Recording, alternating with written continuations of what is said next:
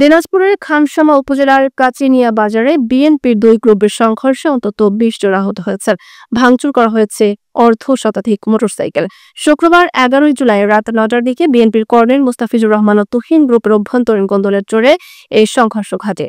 ঘটনায় জেলা বিএনপির সহসভাপতি মিজানুর রহমান চৌধুরী ও দিনাজপুর ৪ আসনের মনোনয়ন প্রত্যাশী কর্নেল মুস্তাফিজুর রহমান চৌধুরী সহ অন্তত ২০ জন আহত হন। সংঘর্ষের খবর পেয়ে পুলিশ ও সেনাবাহিনীর সদস্যরা দ্রুত ঘটনাস্থলে গিয়ে পরিস্থিতি নিয়ন্ত্রণে আনেন।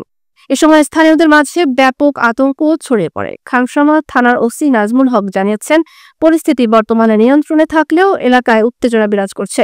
লিখিত অভিযোগ পেলে আইনগত ব্যবস্থা নেওয়া হবে বলে জানান তিনি। এদিকে হামলার তীব্র নিন্দা জানিয়েছেন মনোনয়ন প্রত্যাশী কর্নেল মুস্তাফিজুর রহমান চৌধুরী।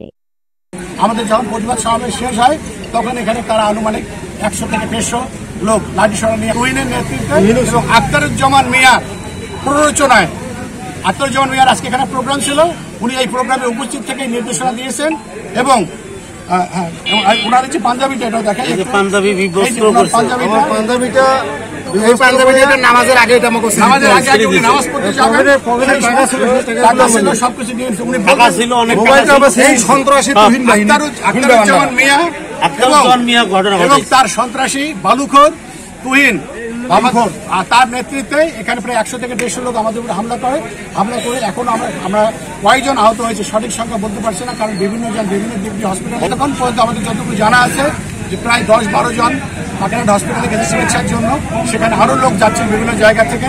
আমাদের এখানে এই মাত্র অ্যাম্বুলেন্সে করে প্রায় ৪-৫ জন আমাদের এখানে ভর্তি আছে, তাদেরকে আমরা হসপিটালে পাঠাবো।